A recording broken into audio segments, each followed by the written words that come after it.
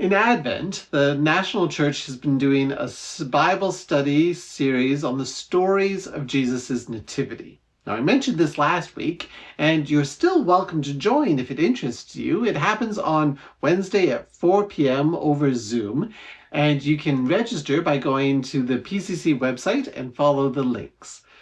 To catch you up, let me share with you a bit of last Wednesday's study. Have you ever wondered what Jesus would have been like as a kid? In the Gospels we have now, Matthew, Mark, Luke, and John, there's very few stories about Jesus' childhood. We have stories about his birth, his dedication as a baby, and then one story of him as a 12-year-old in the temple. The next stories are when he starts his ministry in his early 30s, so there's lots we don't know. Those of us who love Jesus and want to know everything about Jesus, we're left with a lot of questions.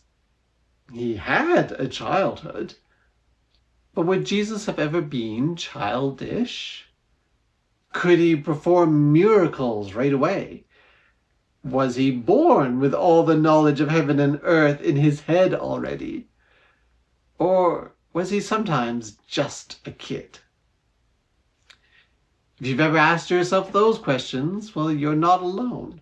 People have been wondering the same thing right from the very beginning.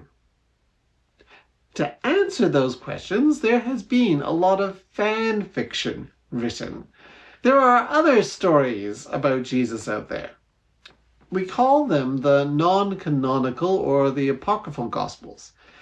When Christianity became the religion of the empire, one of the first tasks that the church had to do was to determine which of these stories were the most important and needed to be shared. We believe the Holy Spirit guided this process, which led to the creation of the New Testament as we know it today. But in the other Gospels that weren't included, there were some stories about Jesus as a child. One of those was the Infancy Gospel of Thomas. It's a very short book, and you can easily Google it online. And it is funny and bizarre. In the first story, Jesus is playing in the mud and he makes these little mud sparrows. And then when he gets confronted for doing this on the Sabbath, Jesus just claps his hands. The sparrows become real and fly away. And Jesus is like, I didn't do anything. Or another time, Jesus and these other kids were playing on the roof when one of the kids falls off and dies. The parents blame Jesus.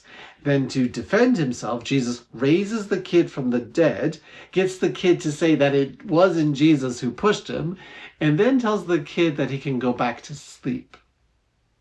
Weird. The Infancy Gospel of Thomas also shows how impossible it would be to teach a child that knows everything. Joseph insists on sending Jesus to school, but Jesus throws a tantrum when he gets there, challenges his teachers, and makes them run away crying. The stories get dark, too, with some examples of the child Jesus losing his temper and striking people dead. As he ages, Jesus becomes more mature and more competent in his miracles. He raises people from the dead, and he helps his father with his carpentry. Now, these stories are fantastical and for good reason didn't make that into the Bible. It portrays a Jesus who is far too human, who had to learn how to behave, how to control his temper, who wasn't fully ready to be entering his ministry. On the one hand, there's part of that which I think must be true. Jesus didn't come out of the womb speaking full sentences, but it raises a lot of uncomfortable questions. What do you think Jesus would have been like as a kid? If you were to write your own fan fiction of Jesus as a 5-year-old, what stories would you include? How would you depict him? I think the way we answer that will reveal a lot about the way that we picture his humanity and divinity. It might be an interesting exercise to write for yourself an imaginary story about Jesus' childhood. If you take up that challenge, let me know. And if you want to hear how James answered that question, come join us for Wednesday's Bible study.